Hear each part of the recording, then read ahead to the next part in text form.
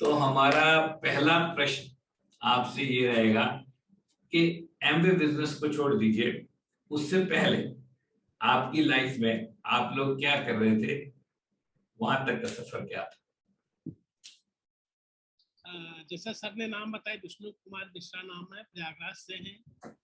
हम दोनों पति पत्नी बहुत ड्रीमर थे।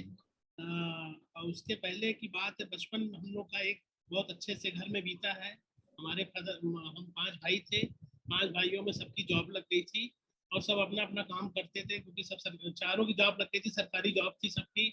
मेरे मदर फादर यही सोचते इसकी क्या होगा, इसका क्या होगा। थैंक गॉड कि हम मैं इन्वेस्टमेंट का काम भी करता हूँ। मेरा अपना काम खुद का इन्वेस्टमेंट का है। शादी से पहले और एमबीए से पहले मैं इन्वेस्टमेंट का काम ही कर रहा था। मैं कॉन्ट्रैक्टर का भी काम किया है, कंस्ट्रक्शन का भी, लेकिन वहाँ हमारा दिल नहीं लगता था और हमें फिर बाद में इन्वेस्टमेंट क्षेत्र में आ गया। और उसके बाद फिर लाइफ मेरी कटती गई, बहुत अच्छी लाइफ कट रही है। और सर के गाइडेंस हम लोग कट रहे हैं, बहुत अच्छा सीख रहे हैं।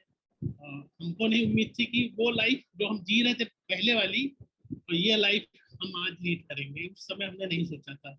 ये तो ऊपर गॉड्स प्लान है। तो मुझे एक मेरी अच्छी सी वाइफ मिली, इसमें 2 राय नहीं। मैं चाहूंगा अपने ये स्टोरी बताएं। नमस्ते सर, नमस्ते मैम। बहुत बहुत बहुत अच्छा लग रहा है रियली।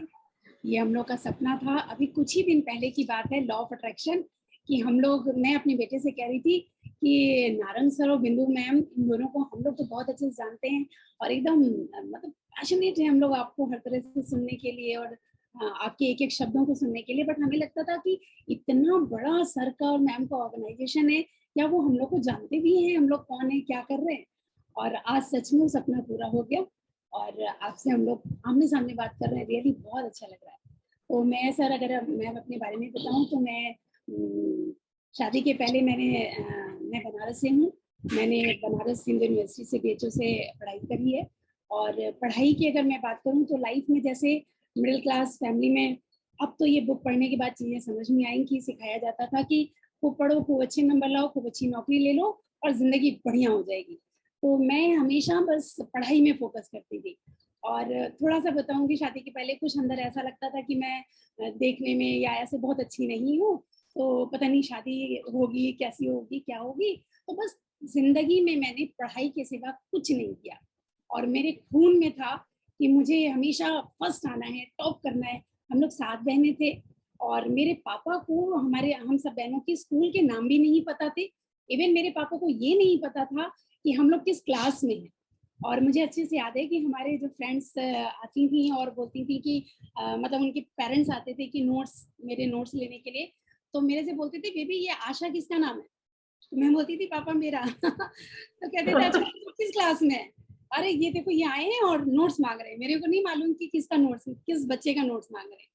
और हम लोग अपनी करिकुलर एक्टिविटीज में भी बहुत आगे रहते थे। तो हमेशा हर पेरेंट्स के बच्चे, मतलब बच्चों के पेरेंट्स आते थे और मेरे फादर मदर कभी नहीं आते थे। मम्मी मेरी टिपिकल हाउस वाइफ थी और साथ साथ बहनें थी हम लोग, तो उनको विश करने में बिजी रहती थी। तो मैं हमेशा रोती थी क्योंकि हमेशा डांस प्रोग्राम या कोई भी करिकुलर एक्टिविटी होती थी, मैं हर जगह दी बेस्ट करने का मेरा एक जज्बा रहा शुरू से।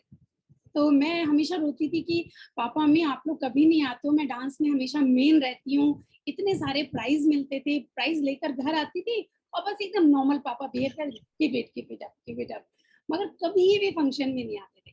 तो सिर्फ इतना बता रही हूँ कि इस तरह से पढ़ाई करी और बहुत अच्छे मार्क्स लाए। बहुत पढ़ने में जुझारू थी और पढ़ाई करके एक ही सपना था कि जिंदगी में कुछ बड़ा करना है। शादी हो गई, शादी जब इनके यहाँ होने लगी तो मैंने एक ही चीज सोची थी, और लॉ ऑफ अट्रैक्शन तो सब आज समझ में आता है।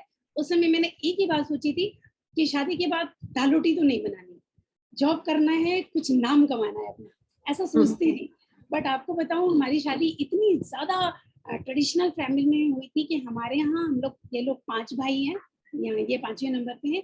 और हमारे यहाँ बहुओं को जॉब कराना मतलब शायद बेटा दाल रोटी नहीं खिला पा रहा है इसलिए वाइफ जॉब कर रही है। तो बहुत ही स्ट्रिक्ट मनाही थी, कोई जॉब नहीं कर सकता था। जब मेरी जॉब की बात आई तो मैं बहुत डर रही थी कि हाँ करेंगे कि नहीं। बट देखिए गॉड्स प्लान, अभी इन्होंने बताया कि चारों को गवर्नमेंट जॉब मिली, सिर्फ इनको नहीं मिली। तो मेरी सास और मेरे ससुर जी के मन में कहीं ना कहीं मन में था, वो तो बाद में समझ में आया कि बेचारा ये क्या करेगा, ये शादी ये रिटायरमेंट है नहीं, बुढ़ापे में पेंशन मिलेगी नहीं, कैसे इसकी जिंदगी चलेगी। तो उनके भी शायद अंदर ही अंदर ऐसा कुछ रहा होगा। और इलाहाबाद के एक बहुत ही रिनॉल्ड स्कूल में जब मेरा इंटरव्यू हुआ और वहाँ सिलेक्शन हो गया, तो मेरी सास ने ना भी नहीं किया, हाँ भी नहीं किया, मौन स्वीकृति थी। और इस तरह से मैं जॉब में आ गई। और ड्रीमर तो मैं बहुत बड़ी थी, बट दिशाहीन थी। ऐसा लगता था कि बस पढ़ाई करके अच्छी जॉब लेकर ही जिंदगी में सब कुछ हो जाएगा। तो बहुत मेहनती थी। शादी के पहले पढ़ाई में बहुत मेहनत किया, टॉपर रही, और शादी के बाद जॉब में दिल लगा के काम किया। लेकिन वो तो चीजें बाद में समझ में आई कि जॉब से बड़ा कुछ नहीं हो सकता था। तो इस तरह से हम लोग की जिंदगी की शुरुआत रही। नाइस। तो आप 5 भाई थे और आप 7 बहनें थी। बहुत ही इंटरेस्टिंग आपकी अच्छी मुलाकात हुई। तो मेरे फिर बाद में भाई भी हुआ, 7 बहन और 1 भाई भी। अच्छा, आपके 7 बहनें और 1 भाई थे। भाई बहुत छोटा है। और ये सिर्फ 5 भाई? जी, एक बहन है मेरी। अच्छा, एक बहन है। तो आपने बड़ा कॉम्बिनेशन सही रखा हो, बहुत जबरदस्त। हाँ, तो आपकी शादी कैसे हुई? मेरी शादी? हाँ, आप दोनों की शादी। अच्छा, चलो ठीक बताता हूँ सर। अच्छा, मैं ठेकेदारी काम करता था, तो फादर सोचते थे यार इसकी भी शादी होती कर दी जाए, ढूंढा जाए, बढ़िया लड़की मिल जाए। दिमाग उनका चलता था जल्दी। ज्यादातर लोगों के दिमाग में था कॉन्ट्रैक्टर को शादी के लिए प्रपोजल ना देना। तो मेरे घर में संजोग से मेरी भाभी ने एक सरता मैगजीन मंगाई, जो मेरे घर में मैगजीन न्यूज पेपर कल्चर था ही नहीं, पता नहीं उन्होंने कहाँ से मंगा दी। और वो मैगजीन मेरे ड्राइंग रूम में रखी थी, मेरे फादर ने पढ़ी और सेम मैगजीन मैंने पढ़ी। तो मैंने वैवाहिक विज्ञापन उसके पीछे मिला था, सेम नजर मेरी वहां पर गई। मैंने फादर से कहा, हमारे फादर एज ए फ्रेंडशिप हम लोग रहते थे, हमने कहा दादी आप शादी के पैसा देखिए, 2 लड़कियां हैं इसमें, 2 का विज्ञापन आया, ये 2 बहन थी, इनके पापा ने दोनों विज्ञापन दे रखा था और दोनों बीएड कर रखी। इसमें से एक में मेरी शादी फिट करा दीजिए, क्योंकि बीएड करेगी, नौकरी करेगी, हम लोग जिंदगी बहुत अच्छी कट जाएगी। हमने देखा, मैंने भी यार यही देखा। उन्होंने प्रपोजल भेजा, प्रपोजल चला गया। अब प्रपोजल जब चला गया, वहां पर लिस्ट छांटी गई, तो मैं वहां पर 25वें नंबर पर निकल के आया। लिस्ट बनी इनके फादर की। तो खैर बाद में इन्होंने कहानी ये बताई कि 25वें नंबर पर था। खैर छठते छठते छठते मैं टॉप पर आया, क्योंकि मुझे मन में उनके पापा से मैंने एक बार कहा भी कि आपके घर में, शादी के बाद मैंने ये बात बोली, आपके घर में तक हीरा था, ला आप प्रोटेक्शन जो बोलते हैं ना, ला आपके घर में ना मेरे इंडिया आया था, ना इंडिया कंपनी हिंदुस्तान उस समय आई थी। तो विष्णु जी आपने उससे पहले कभी सरिता मैगजीन पढ़ी थी? नहीं पढ़ी? नहीं, कभी नहीं। उसके बाद कभी पढ़ी? नहीं पढ़ी। एक बार सरिता मैगजीन पढ़ी ना? क्या कमाल है। और उसी में वो आपने देखा और उसी से आपने शादी करी। ये मैगजीन तो पढ़ता ही नहीं था। बहुत जबरदस्त आपकी स्टोरी है शादी की। मैंने कहा चलो सबको पता लगेगा कि सरिता मैगजीन की शादी वाले बंदे भी हमारी टीम में है। एमबीए बिजनेस आपकी लाइफ में कैसे है, और कैसे आपने डिसाइड किया ज्वाइन करने? एमबीए बिजनेस तो शुरुआत तो मेरी वाइफ के थ्रू ही आया, ये जहाँ से भी आया। और मैं चाहूँगी उसकी स्टोरी थोड़ी ये बताएं फिर। सर मैं तो अपनी जॉब में बहुत बिजी थी, जैसे मैंने बताया, और मेरी जिंदगी में सिर्फ जॉब और घर, उसके अलावा मुझे कुछ नहीं पता था। मैं गाड़ी चला लेती थी। एक छोटा सा एग्जांपल बताऊंगी कि अगर मेरे सर में दर्द हो रहा है तो उस टाइम मैं डिस्प्रिन खाया करती थी। तो मुझे डिस्प्रिन चाहिए, तो मैं कभी भी रास्ते में रुककर एक दवा नहीं लेती थी। मैं घर आती थी, फिर इनका वेट करती थी, ये लेकर आएंगे तो मैं डिस्प्रिन खाऊंगी। मतलब मुझे सिर्फ घर से गाड़ी स्टार्ट किया, स्कूल जाना है, स्कूल में दिल लगा के काम करना है, उसके बाद सीधे मुझे बच्चे और घर देखते थे। मैं कभी भी रास्ते में रुकती नहीं थी। मतलब मेरी जिंदगी सिर्फ यही थी। एमबीए बिजनेस में इस तरह से हमारी एंट्री हुई कि मेरी एक फ्रेंड थी, डॉक्टर सुमन सिंह, बहुत ही अच्छी हमारी उसके साथ बॉन्डिंग थी। और उसके बाद उसके हस्बैंड का ट्रांसफर हुआ, वो कानपुर चली गई। और फिर उसके बाद हमारा उसका कोई मिलना नहीं हुआ। और हमेशा वो याद आती थी मेरे को। और उस समय फोन हुआ नहीं करती थी, मोबाइल्स हुआ नहीं करती थी, सिर्फ लैंडलाइन हुआ करता था। एक दिन ऐसी कॉल आया, और उस कॉल में कॉल आया और बाई चांस मैंने वो उठा ली। और जैसे मैंने बताया, मुझे सिर्फ घर का जुनून था और जॉब का जुनून था। मेरे घर में उस समय वाइट वॉशिंग चल रही थी, और जब वाइट वॉशिंग चल रही होती तो मेरे दिमाग में एक ही लगता था कि कितनी जल्दी वाइंड अप करना है, सफाई करनी है। और उसका अचानक फोन आया, ये हार्डली शायद अक्टूबर नवंबर की बात थी। उसका फोन आया तो मुझे लगा सुमन, तो बोली हाँ आशा कैसी हो, ये वो, मुझे बड़ा अच्छा लगा।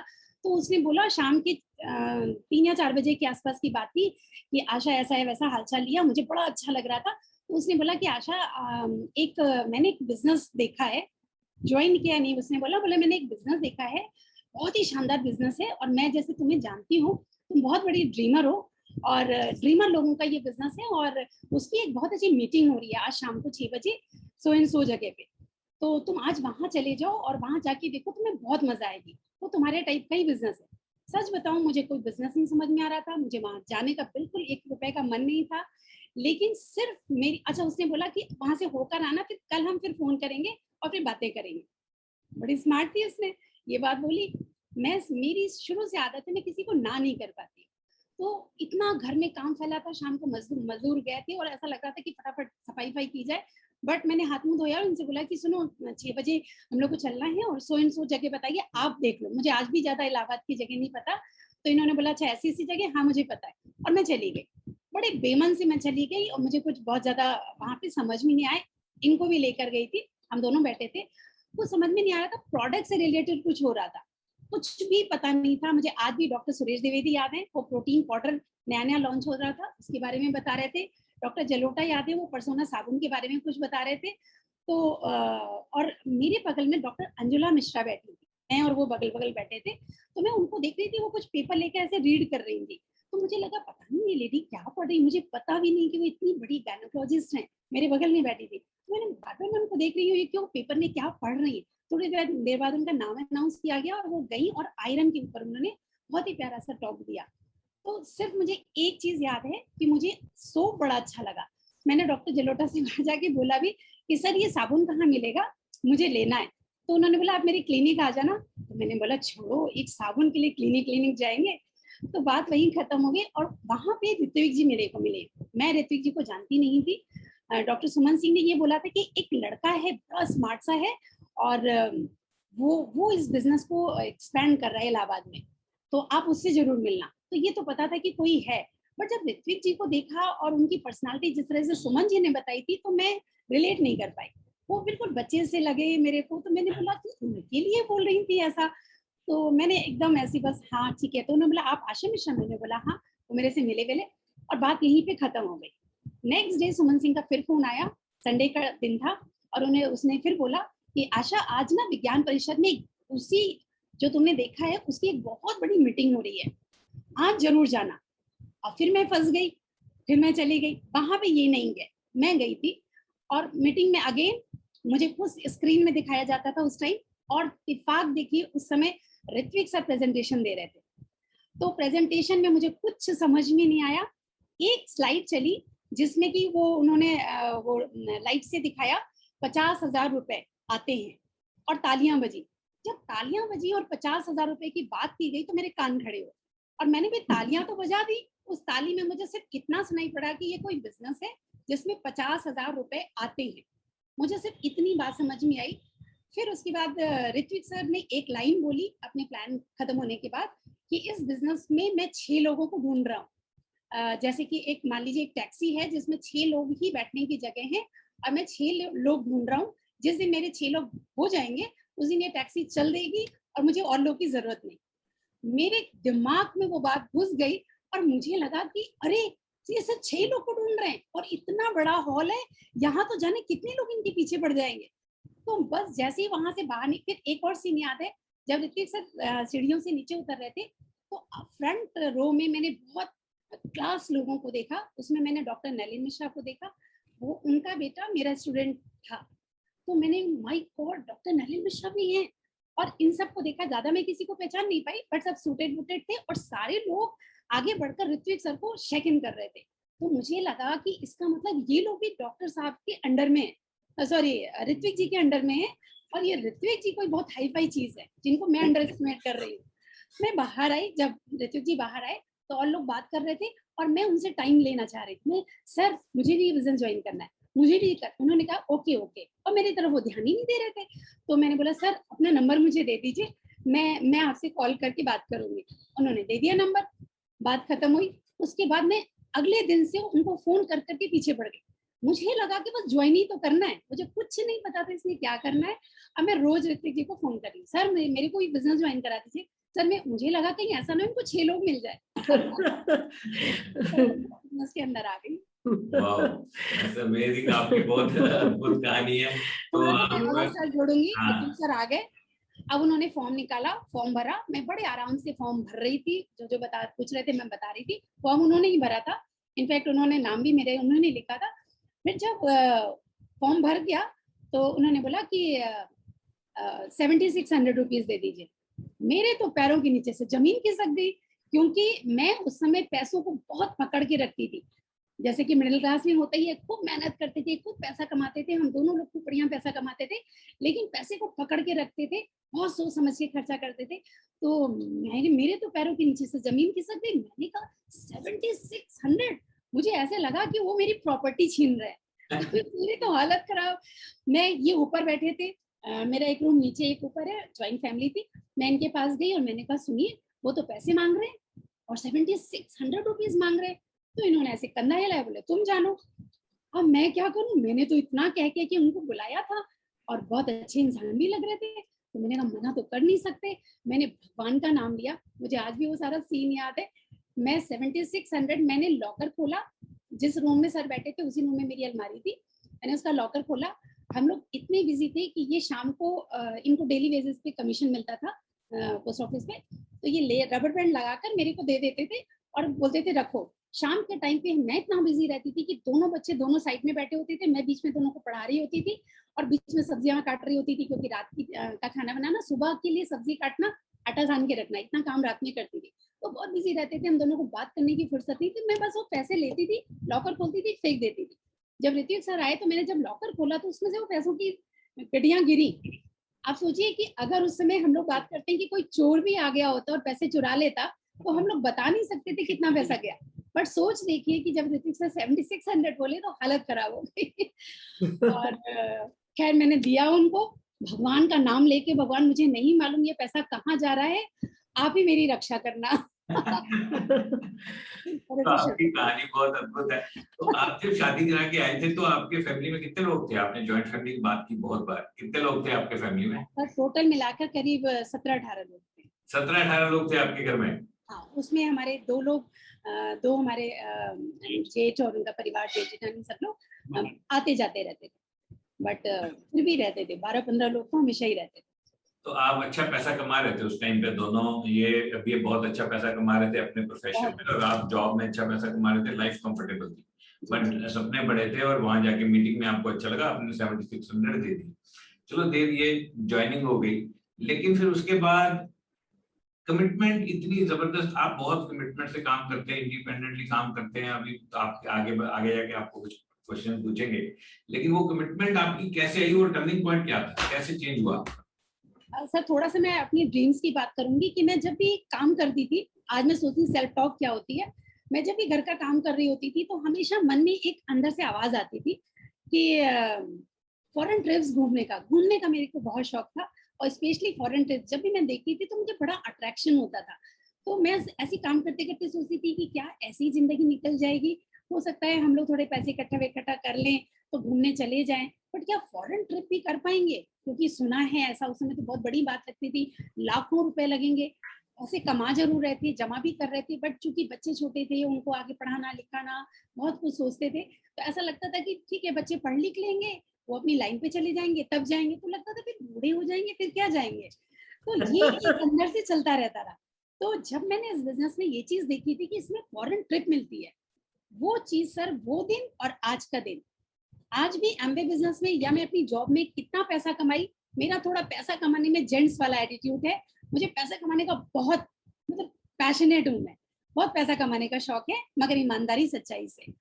तो पैसा कमाने के लिए मुझे बहुत जुनून था, बट मुझे लगता था कि कैसे होगा। और इस बिजनेस में जब एक लाइन मैंने किसी मीटिंग में सुन लिया कि इसमें फॉरेन ट्रिप है, तो बस उसके बाद जुनून चढ़ गया मुझे। बस शुरू में तो वो फॉरेन ट्रिप बहुत अट्रैक्ट करता था, इनफैक्ट आज भी, और आज तो सपना है कि बहुत सारे लोगों के साथ फॉरेन ट्रिप जाना है। राइट। तो आपसे जब ज्वाइनिंग आपने करी, उसके बाद शुरू के दिन में कैसा स्ट्रगल रहा, और आपका एक्चुअल बिजनेस क्या, आपने कोई इवेंट देखा या कुछ, कैसे आपका टर्निंग पॉइंट, मतलब आप एकदम आपने स्पीड कहाँ से पकड़ी, और ये बिजनेस आप बहुत इमोशनली बिल्ड करते हैं, तो लेकिन जब आपने ज्वाइन किया था तब तो आप 7600 रुपीज, वो बहुत ही एक इस तरह की कॉल थी कि पैसे दिए और एक काम शुरू किया, और फिर ये आपके दिमाग से दिल में कैसे उतरा और ये कैसे चेंज हुई इतनी जबरदस्त? सर मैं फिटनेस फ्रीक शुरू से रही हूँ। मुझे अपने आप को फिट रखना ये भी एक मेरा पैशन है, और मेरा आज भी यही है कि जीवन के अंतिम समय तक एकदम फिट रहते हुए बाय बाय करना है। और ईश्वर के दया से आज तो ये बिजनेस ही मिल गया, तो पॉसिबिलिटी तो 100% है। तो सर कमिटमेंट की बात करूं तो मेरे को ये लगता था कि फिट रहना है।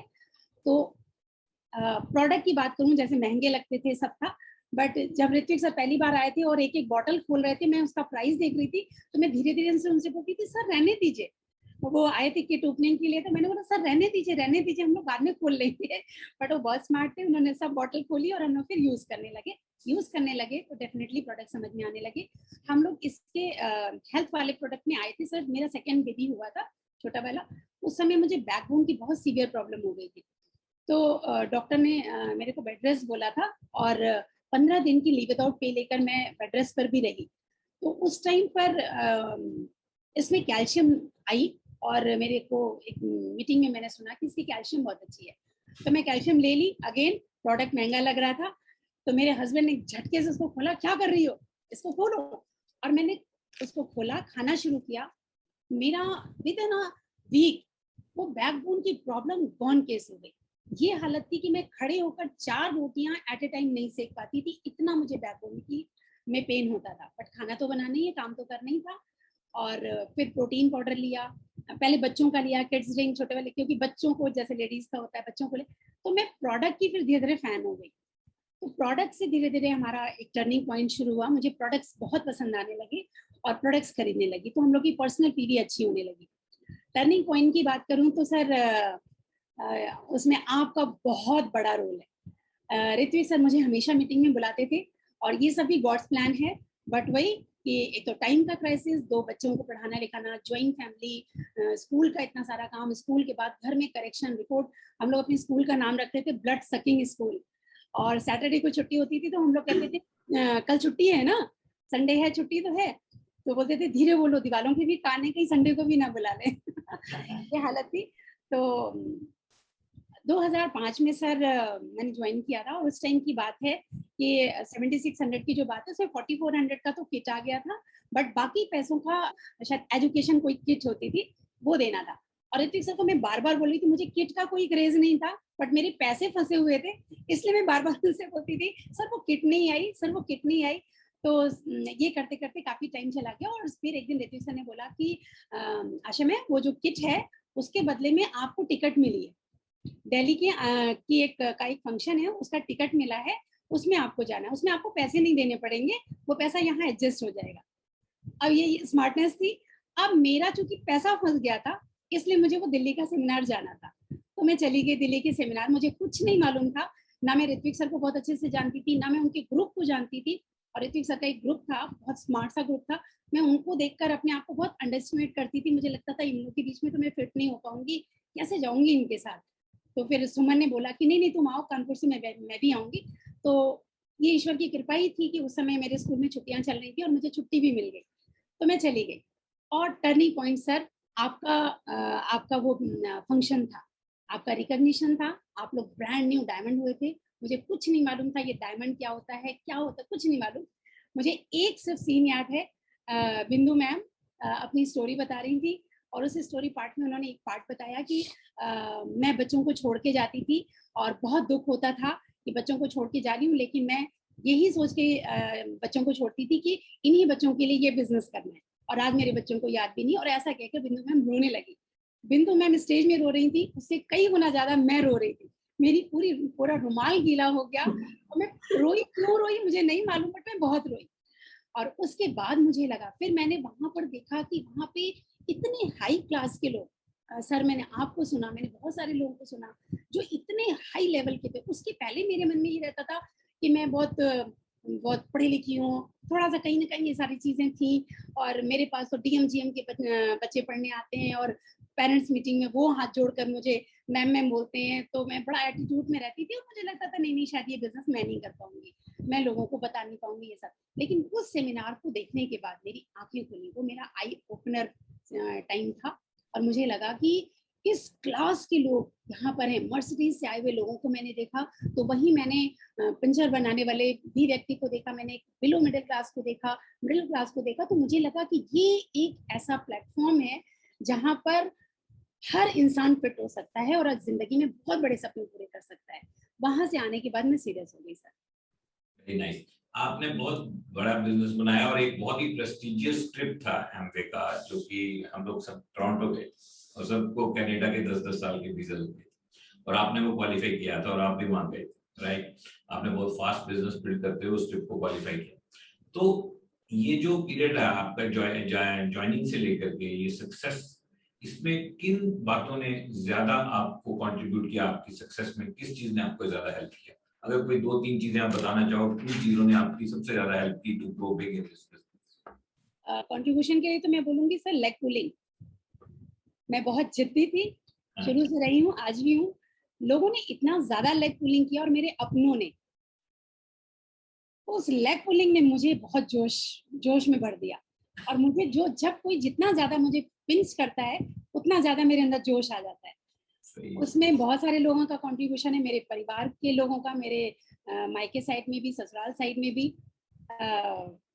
तो उन सब लोगों ने किया। मेरा बड़ा बेटा भले वो इनोसेंट था, बट वो इनोसेंसी में ही एक बार मुझे याद है कि मैंने ऐसे लगाया था कि Asha and Vishnu Mishra are going brand new silver. तो वो छोटे वाले बेटे को ऐसे उंगली पकड़ के लाया और बोलता है, हालांकि वो बचपने में ही बोला बट मेरे को वो लग गया। उसने बोला कि देखो लवी, मम्मी का एक नया जोक, ब्रांड न्यू सिल्वर जा रही है। और मुझे लगा कि अब तो जाना ही है और फटाफट जाना है। तो बस मेरे को आग लगी। और सर एक बहुत ही बहुत ही सरप्राइजिंग बात है, मैंने मार्च में सोचा था कि मैं सिल्वर जाऊंगी, मार्च 2000 ये बात है करीब 7-8 की, सिल्वर जाऊंगी। बट मार्च में कुछ ऐसी सिचुएशन हुई कि मैं नहीं जा पाई और मैंने स्कूल में लीव विदाउट पे ले लिया था मार्च में। 1 मार्च को मेरे बड़े बेटे का बोर्ड एग्जाम था और हम लोग को छुट्टी के लिए मना कर दिया गया था कि सिर्फ आपको इलनेस की मेडिकल लीव मिलेगी, उसके अलावा नहीं मिलेगी। तो वो तो ले नहीं सकती थी, मैं करूँ तो क्या करूँ। बहुत मंथन चलता रहा और एक्चुअल में तो मुझे एमबी बिजनेस करना था। मैंने हस्बैंड से भी नहीं पूछा। लास्ट पीरियड में मैं पूरे क्लास में राउंड लेती रही, पढ़ा कम रही थी, दिमाग में यही चल रहा था, पूरे दिन चल रहा था। लास्ट पीरियड तक आते आते मैंने डिसीजन लिया, मैंने एप्लीकेशन लिखा और मैंने नीचे अपने प्रिंसिपल मैम के पास गई और मैंने वो टेबल में वो लीव विदाउट पे का एप्लीकेशन डाल दिया 1 महीने की। तो उन्होंने बोला व्हाट इज दिस? मैंने कहा मैम मैं लीव विदाउट पे जा रही हूँ। क्यों? अब रीजन तो देना था। तो मैंने बोल दिया कि मैम मेरे मम्मी की तबीयत ठीक नहीं है और मुझे लखनऊ जा। उस समय मेरा लखनऊ में मैं अपने भाई के बिजनेस को बिल्ड करने के लिए जा रही थी लखनऊ। तो मेरे माइंड में तुरंत आ गया, मैंने कहा कि मेरी मम्मी की तबीयत ठीक नहीं है तो उनकी हेल्प के लिए मुझे जाना है। तो वो कुछ बोल नहीं पाई, बोले ऐसे नहीं होता है। मैंने मैम जैसे भी होता है आप देखना। और मैंने वो रखा और मैं निकल गई और मैंने डिसाइड कर लिया था अब तो मैं नहीं आऊंगी। और मैंने सोचा था मार्च में मैं सिद्धा ब्रेक करूंगी, बट एनी हाउ मार्च में नहीं क्वालिफाई कर पाई। अप्रैल में बहुत रोई, बहुत परेशान हुई और सोची अब क्या करूं। हम दोनों ने डिसाइड किया क्या करें। और स्कूल से बराबर लेटर आ रहे थे कि आपको वार्निंग आ रही थी कि आपको as soon as possible school join करना है, अदरवाइज टर्मिनेट कर दिया जाएगा, ये वो। तो मैं डर तो नहीं रही थी, डरना तो मुझे था भी नहीं, बट अंदर से लग रहा था क्या करूं। तो इन्होंने बोला कि ऐसा है ज्वाइन कर लो। तो मैं सोच ही रही थी क्या करूं और 8 बजे का स्कूल था। सोच रही थी अच्छा चलो लेट जाएंगे, थोड़ा लेट लगा देंगे। एटीट्यूड वाली थी, मुझे कोई डर वर नहीं लगता था किसी से, क्योंकि काम में मैं बहुत पंक्चुअल थी। मेरे स्कूल में मेरा इस बात के लिए नाम था। तो मैंने कहा कि लेट लगा देंगे, लेकिन चलो ठीक है जाते। ये बात डॉक्टर साहब को, ऋतिक सर को पता चल गई थी। दोनों मेरे अपलाइन मेरे घर आ गए और बोले देखिए और जलेबी लेकर आए कि चलिए चाय पीते हैं आपके साथ। अब हम लोग कशमकश कि अब क्या करें, आज तो स्कूल जाने का सोच रहे थे। तो सर ने इनडायरेक्ट वे में कह दिया। और सर डॉक्टर साहब की बात को मैं इतना ज्यादा तवज्जो देती थी। मेरे घर में मेरे दोनों बच्चे, हस्बैंड कहते थे कि इसको तो चौथी मंजिल से अगर डॉक्टर साहब कह दे कूद जाओ तो ये सेकंड थॉट नहीं लेगी और कूद जाएगी। हमने कह दिया कि आशा जी कहाँ आप परेशान हो रही है। बस फिर तो हस्बैंड बोले कि ज्वाइन कर लो। मैंने कहा नहीं, डॉक्टर साहब ने कह दिया अब तो नहीं करना है। फिर मैंने एक महीने का फिर एक्सटेंड डाल दिया, अप्रैल में भी नहीं कर पाई। और मई की बात है, जब मेरे बेटे ने ये बात कही तो मैंने अंदर ही अंदर मई के मंथ में ठाना 31 मई को मेरे बेटे का बर्थडे होता है और अभी आने वाला है। मैंने 31 मई 2007 और 8 की बात है, 8 को मैंने डिसाइड कर लिया कि बेटा ये महीना है और इस महीने मैं तुम्हें बर्थडे में गिफ्ट देने वाली हूँ। ये बात मेरे बेटे को भी नहीं पता थी, ऋत्विक सर को भी नहीं पता थी, मेरे हस्बैंड को भी नहीं पता थी। मेरी वो डायरी आज भी है, मैं उस डायरी में लिख कर सिग्नेचर करके मैंने जोर से ऐसे करके पेन मारा। मैंने कहा ये तो महीना है, क्लोज, डन डील। और जिस महीने में सिल्वर गई थी, जिस दिन में सिल्वर गई थी, ऋत्विक सर को तब भी नहीं पता था। वो सो चुके थे और हमने रातों रात सिल्वर ब्रेक कर लिया था। आयशा जी आप जैसा कोई नहीं है। आपका बेटा तब कितने इयर्स का था जब उसने वो लिखा? वो उस समय क्लास 10th में ही था, आई थिंक 16-17 साल का था। और अभी वो क्या कर रहे हैं दोनों बच्चे? इस समय बड़ा बेटा मेरा एज ए रिपोर्टर भुवनेश्वर में जॉब कर रहा है और छोटा बेटा यहाँ बुक माई शो में जॉब कर रहा था। और बहुत छोटा है वो, तो बस बीकॉम सेकेंड ईयर करने के बाद वहाँ गया था डिप्लोमा कोर्स करने के लिए और उसके बॉस ने उसको छोड़ा नहीं, जॉब दे दी और वो जॉब कर रहा था। और मैं अंदर से प्रे कर रही थी कि क्यों ये जॉब कर रहा है। वो जब मेरे को बताया मम्मी खुशखबरी मुझे जॉब लग गई, तो मैं ऐसी माँ कि मैं मन ही मन सोच रही थी मैं रोऊं कि हंसूं कि बेटा जॉब से मुझे कुछ नहीं लेना देना, तू आजा एमवे बिजनेस कर। उसने जॉब की और एमवे तब भी कर रहा था, बट बीच में उसका छूट चुका था क्योंकि जॉब में बहुत बिजी रहता था। हर समय उसकी टूरिंग जॉब रहती थी, तो बाई फ्लाइट हर समय घूमता रहता था। 5 स्टार होटल में उसकी हमेशा स्टे होता था। वो अपनी ड्रीम लाइफ जी रहा था, उसके हिसाब से तो वो ड्रीम लाइफ जी रहा था। और ईश्वर की कृपा से लॉकडाउन हुआ, वो इलाहाबाद आया, वर्क फ्रॉम होम कर रहा था, साथ में हम लोग को देख रहा था, हम लोग की चेक्स देख रहा था, मंथली इनकम देख रहा था और हम लोग उसे कुछ नहीं बोल रहे थे। मीटिंग में कम आ पा रहा था बिकॉज हर समय उसकी मीटिंग होती थी अपनी। और उसी दौरान उसके मन में कुछ आया मीटिंग देखते देखते। और हमारे घर में अभी भी एक सिस्टम है जहाँ पे इस लिविंग रूम में हमारे यहाँ सुबह सुबह सीडी चल जाती है, तो वो सीडी सुनता रहता था, पहले भी सुनता था और फिर दोबारा से सब चीजें फ्लैश होने लगी। और अचानक एक दिन उसने डिसीजन लिया अभी कि मम्मी मैं जॉब छोड़ रहा हूँ, और उसने जॉब को क्विट कर दिया, उसने भी बाय बाय कर दिया। अब वो फुल टाइम एमबीए कर रहा है हम लोगों के साथ। अभी है यहाँ पे? जी जी सकते हैं, डेफिनेटली बुलाना है जरा। उसका बहुत बड़ी कंट्रीब्यूशन आपकी सक्सेस में भी, उस टाइम तो खुंदक दिला के, लेकिन आप दूसरी तरह से नहीं, वो बड़े ने खुंदक दिलाई थे, वो बड़ा था। नमस्ते अंकल। हाय नमस्ते, हाउ आर यू, कैसे हो? बहुत बढ़िया अंकल, बहुत बढ़िया। और ये जॉब को बाय बाय कर दिया? हाँ अंकल, कंप्लीटली। Very good. तो आपका कोई आप एक्सपीरियंस शेयर करना चाहोगे एमवे बिजनेस का, या कुछ भी मामा को ब्लेंड करते हुए देखा? सर सबसे पहले तो मतलब मेरा हमेशा से स्टार्टिंग से मैं बहुत छोटा था तो मम्मी ने शुरुआत करी थी और मैं बहुत ज़्यादा मम्मी को बहुत ज़्यादा अटैच था मम्मी से हमेशा से। तो मम्मी जो भी कर रही हैं उसमें एकदम से मुझे अटैचमेंट इतना ज़्यादा रहता था, मुझे नहीं पता था कि एमवे में क्या होगा, मम्मी को क्या मिलेगा, बट इतना पता था मम्मी कुछ कर रही है तो उसमें ग्रो करना है। तो और मैं मम्मी से मतलब जब लेवल्स नहीं होते थे और मम्मी ऐसी थी कि हमेशा गोल को पकड़ी रहती थी। मतलब मुझे आज भी याद है कि मैं बहुत छोटा था तो उस महीने में अगर कोई गोल नहीं हो पाया, कोई लेवल नहीं अचीव हो पाया, तो लास्ट डे पे पापा अपने इन्वेस्टमेंट में इतना ज्यादा बिजी थे तो उन्होंने कभी बिजनेस में इतना ध्यान नहीं देते थे। और मम्मी अकेले बैठ के ऐसी सेम ऐसे ही टाइम होता था 8-9 बजे एंड रोती रहती थी अकेले। और मुझे बहुत बहुत गंदा लगता था कि मतलब मम्मी क्यों रो रही हैं। तो मैं मम्मी के पास जाता तो बस ये, और सीडी में सुनता था कि बी पॉजिटिव, आपको हमेशा बी पॉजिटिव बोलना है। तो मैं मम्मी को जाकर एकदम पीछे से शोल्डर पे पैट करता था और बोलता था कि मम्मी बी पॉजिटिव और बिजनेस ग्रो करेगा, आप बहुत बड़ी लीडर बनोगी, बस बी पॉजिटिव। तो फिर मैंने मम्मी से पूछा कि मम्मी मैं कैसे कंट्रीब्यूट कर सकता हूँ। उन्होंने बोला कि देखो तुम तुम्हारे दोस्त हैं, उनके मम्मी पापा से मुझे मिलवाओ। तो मैंने बोला कि ठीक है। तो अब मैं इतना छोटा, आज मैं सोच के देखता हूँ कि लोगों को प्रोस्पेक्टिंग करने में इतना डर लगता है। मैं 4th-5th में पढ़ता था सर, और मैं किसी के साथ दोस्ती करूं नहीं करूं, एक्वेंटेंस है, बस हाय हुआ, यार तुम बहुत अच्छे इंसान हो और मतलब मुझे तुम बहुत अच्छे लगे, एक काम करते हैं आज मैं मम्मी पापा के साथ तुम्हारे मम्मी पापा के साथ मिलने आता हूँ, हम दोनों खेलेंगे। नंबर ले लेते और सर मैं पेंसिल, अपने डायरी हम लोग की थी, उस डायरी में नंबर लिखवा देता था, तो वो पूरी डायरी भरी हुई थी। तो फिर उसके बाद जितने दोस्त थे सर सबसे मिल लिया था। और बहुत बढ़िया मम्मी का उसके थ्रू बिजनेस हुआ। फिर थोड़ा बड़ा हुआ तो ट्यूशन क्लासेस जाने लगा। ट्यूशन में सारे बच्चों को मम्मी से मिला और ट्यूशन टीचर्स को भी मिलाया। तो मतलब मुझे हमेशा हमेशा सेटिस्फैक्शन रहता था कि हाँ मैं मम्मी पापा को हमेशा हेल्प कर रहा हूँ ग्रो करने में। तो ये एक स्टोरी थी। और इवेंचुअली जब मैं अभी बड़ा हुआ, फिर उसके बाद मैं इलाहाबाद बहुत टाइम बाद वापस आया पैंडेमिक में।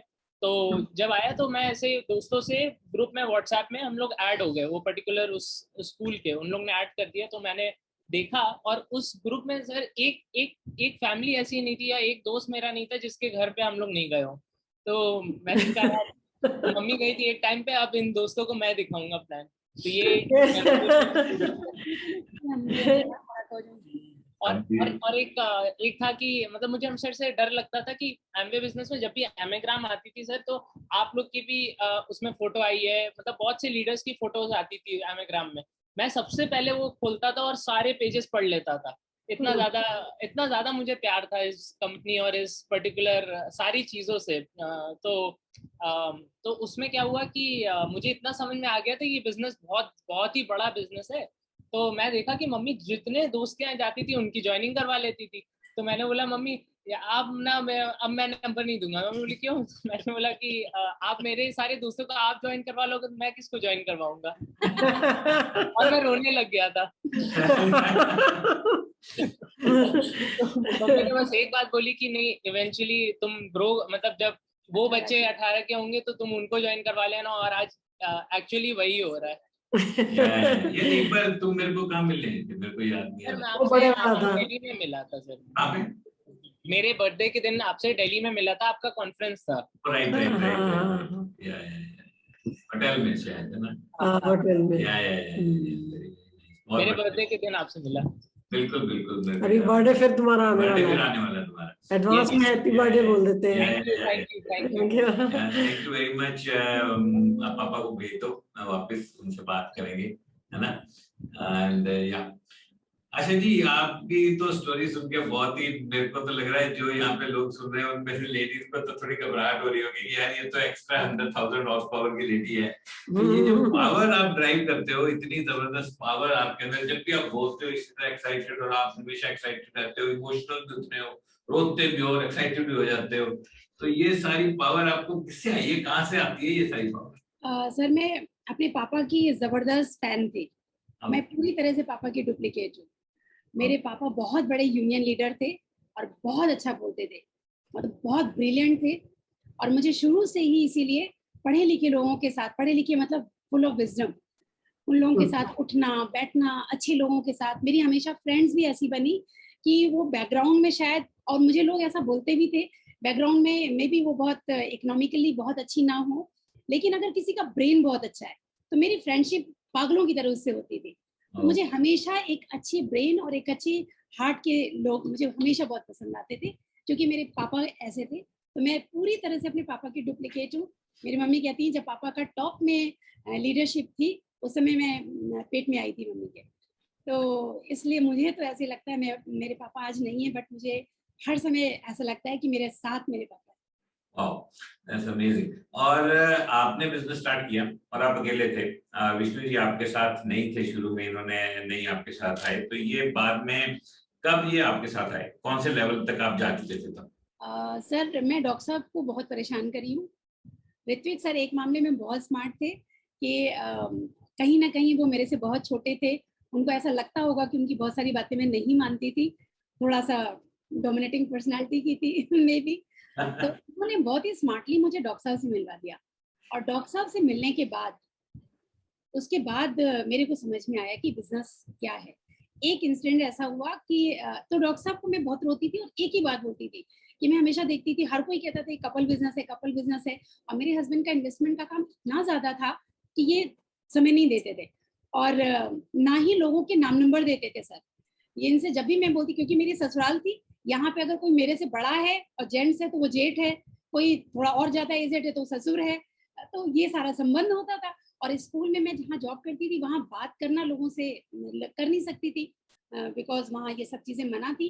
तो मैं इनसे नंबर मांगती थी और ये कहते थे देखो मैंने अपनी बड़ी मुश्किल से गुडविल बनाई है और तुम प्लीज मेरे लोगों को डिस्टर्ब मत करो, ये पता नहीं क्या तुम काम कर रही हो, तुम अपने ही स्तर पे करो।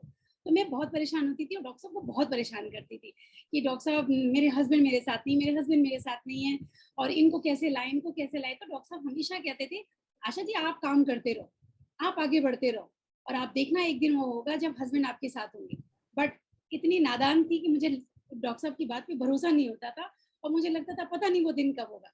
तो डॉक्टर साहब ने एक बार बोला था कि आशा जी आप एक बार सिल्वर चले जाइए, जब वो चेक देखेंगे ना, जब वो आपका पैसा देखेंगे ना, तो आप देखिएगा वो खुद ब खुद आ जाएंगे। पैसा इंसान को पॉजिटिव कर देता है। तो मैं जुनून के साथ ये बस एक पैशन ले लिया कि अब सिल्वर जाना है, इसलिए क्योंकि हस्बैंड को लाना है। तो एक मीटिंग थी लखनऊ में नितेश दीक्षित जी की। इत्तेफाक की बात है कि उस बार हमारे यहाँ एग्जीबिशन लगा और संडे को ही मीटिंग थी। तो मैं वैसे तो मैं हमेशा संडे फ्री रहती थी, बट उस एग्जीबिशन में मेरी ही मेन ड्यूटी लग गई थी काउंटर में और मुझे छुट्टी नहीं मिली। तो मैंने डॉक्टर साहब से कहा डॉक्टर साहब प्लीज ये सेशन तो मिस नहीं होना चाहिए, आप मेरे हस्बैंड को प्लीज तैयार कर लीजिए। तो उसके आगे की बात यही बताएंगे। पर इन्होंने बात कर ली डॉक्टर साहब से और डॉक्टर साहब के एक कॉल आई, विष्णु जी एक सेमिनार है वहाँ आपको चलना है। अरे मैंने कहा मेरा तो रोज का नुकसान होगा, रोज पैसा कमाने 5,000-10,000 रुपया कमाते हो, नुकसान हो जाएगा। डॉक्टर साहब ने नहीं आपको पैसा नहीं, आप मेरे गेस्ट बनो। मेरा भी काला नुकसान, गेस्ट बनकर चलूंगा, ये कैसे हो सकता है। डॉक्टर साहब की बात करते करते मैं फिर तैयार हो गया। किसी डॉक्टर साहब हम आए, डॉक्टर साहब ने सुबह 4 बजे कहा, मैं सुबह जाड़े में 4 बजे घर पहुंच गया, मीटिंग गया, बस से गया, बस में मैं बच्चा बन गया समझ लीजिए। एक माहौल था उस वहाँ का, और वहाँ नितेश दीक्षित का डायमंड का सेलिब्रेशन था, उसको मैंने देखा, उसने हमें बहुत मोटिवेट किया। फिर मैंने उसी दिन डिसाइड किया इस बिजनेस को हमको ऐसे कभी मना नहीं किए, लेकिन और बढ़िया से हम सपोर्ट अप करेंगे, और मैंने किया धीरे धीरे, और काफी बिजनेस हम लोग का सपोर्ट से, डॉक्टर साहब के सहयोग से काफी। उसके बाद तो सर फिर इन्होंने अपने बहुत सारे अपने जितने भी इनके क्लाइंट्स थे उन लोगों को ज्वाइन कराया, और तब हम लोग, मुझे कोई प्लान दिखाने सर नहीं आता था, तब तक मैं प्लान भी नहीं जानती थी। और एक हम लोग का उस समय सिस्टम बना था 12,600, आज मुझे याद भी नहीं उसमें क्या जोड़ के 12,600 था, बट 12,600 में ज्वाइनिंग कराते थे और इतना ही बोल पाते थे कि बिजनेस बहुत शानदार है, 12,600 में ज्वाइनिंग होती है, फॉरेन ट्रिप मिलता है और बहुत कुछ मिलता है। और ये इतना बोलकर 12,600 की चेक लाते थे लोगों की ज्वाइनिंग, 12,600 की चेक, और उस समय वोटर आईडी चलती थी। तो ये दो चीज मेरे को देते रहते थे ये, और बस धड़ाधड़ इन्होंने ज्वाइनिंग कराई। बल्कि हम लोग स्लॉट बनाए थे 25-25 हजार की भी ज्वाइनिंग इन्होंने करवाई। इनके जो बड़े क्लाइंट्स हुआ करते थे उनको इन्होंने 25-25 हजार से भी ज्वाइनिंग कराई। तो उसके बाद ये प्लान तभी नहीं दिखा पाते थे, लेकिन सिर्फ इतना कह के कि इन्होंने खूब कस्टमर बनाए और खूब ज्वाइनिंग दी मेरे को। बहुत बढ़िया। अभी आपकी आशा जी पर्सनल पीवी कितनी कर लेते हो आप आजकल? सर रिटेलिंग में हम दोनों लोग बहुत मास्टर है और हम लोग को बहुत मजा आती है, बिकॉज हम लोग प्रोडक्ट्स बहुत अच्छे से यूज करते हैं, पागलों की तरह प्यार है हम लोग को प्रोडक्ट से। हमारे यहाँ सर 1 किलो का प्रोटीन पाउडर, अभी प्रोटीन के बारे में डॉक्टर साहब बता रहे थे, मेरे यहाँ 1 किलो का प्रोटीन 10 दिन चलता है हम लोग से 3 लोग के बीच में। मेरा बड़ा बेटा है उसके पास अलग जाता है, तो हम लोग जबरदस्त यूजर हैं। तो हम लोग की सेल्फ कंजप्शन भी बहुत अच्छा है और हम लोग की रिटेलिंग बहुत शानदार है सर। हम लोग के एक क्लाइंट 1,000 1,500 पीवी के हैं। एक दिन में 1,000 से 1,500 पीवी एक सिंगल बंदे को हम लोग देते हैं, वो भी एमआरपी पे। तो आशा जी एक तो आपकी टोटल पीवी जितनी बताई आपने पर्सनल 2,000 के करीब, राइट? 2,000 से 2,500 पर्सनल पीवी ज्यादा हो जाए सर, उससे भी ज्यादा हो जाती है तो हम लोग को कोई प्रॉब्लम नहीं है, बिकॉज हम लोग गिफ्ट बहुत उठाते हैं। तो गिफ्ट आएगा तो हम लोग कुछ काउंट नहीं करते हैं कि कितना उठाना है, हम लोग कितना भी उठा लेते हैं, क्योंकि हम अपने कस्टमर्स को, जो भी हमारे कस्टमर्स हैं उनको हम लोग गिफ्ट से खूब शानदार खुश कर देते हैं। तो हमारे एमआरपी पे देते हैं। तो आपके ये जो भी एमबे की प्रमोशन आती है उसकी बात कर रहे हो आप, जैसे अभी यूवी गियर आया था और ये जो भी आई इसको आप कैटल आई वगैरह वगैरह आपने उठा लिया, तो आपके जो कस्टमर है आपने बताया कि जो आपका हाईएस्ट पीवी कस्टमर है करीब 1 लाख रुपए का सामान हमसे एज ए फैमिली वो हर महीने लेते हैं, रफली 1,000 पीवी है, तो उनको आप एमआरपी पे सामान देते हैं। तो एमआरपी पे सामान देने के बावजूद वो आपके साथ टिके हुए हैं, आप उनको कितने फ्रीक्वेंटली गिफ्ट देते रहते हो?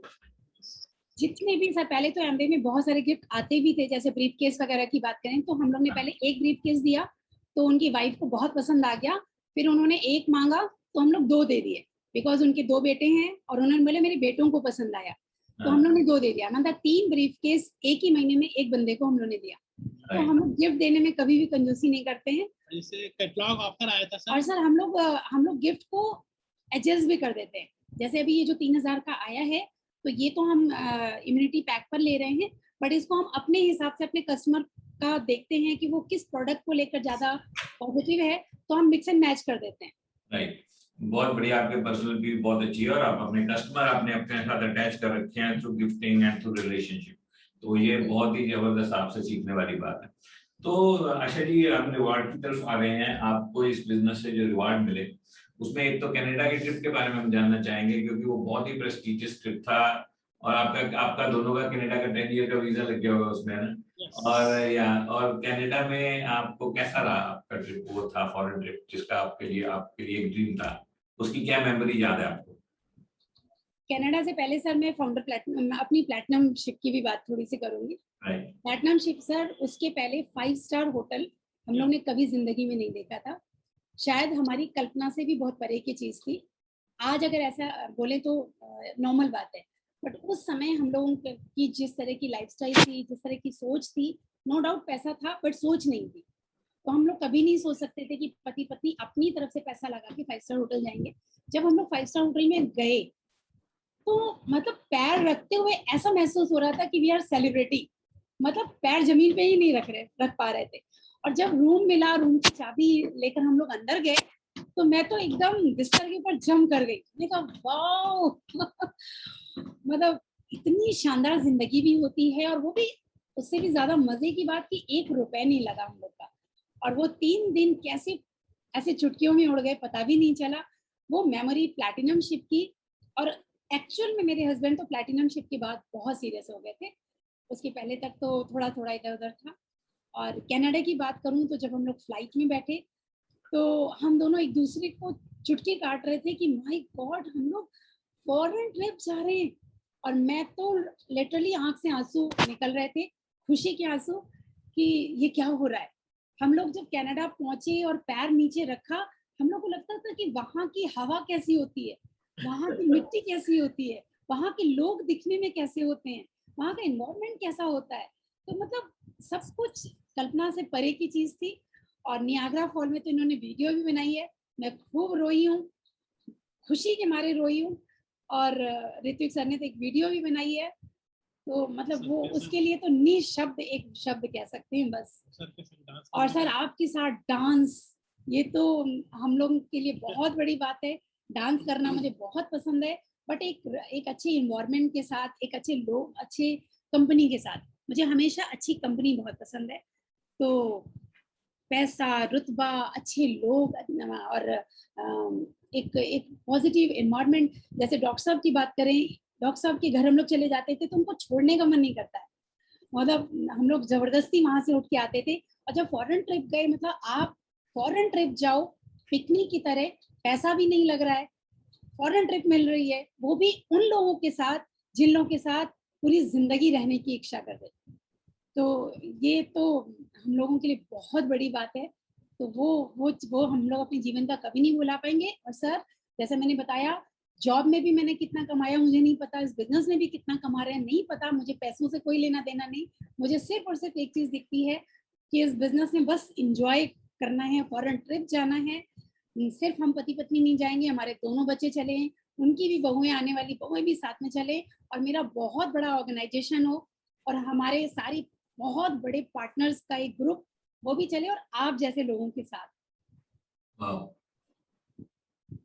और सर एक बहुत बड़ी अचीवमेंट हमारे और दोनों परिवार में हुई कि हम लोग दोनों लोग इंटरनेशनल फ्लाइट में पहली बार दोनों परिवार चढ़े। आज तक हमारे खानदान में अभी भी कोई नहीं चल पाया।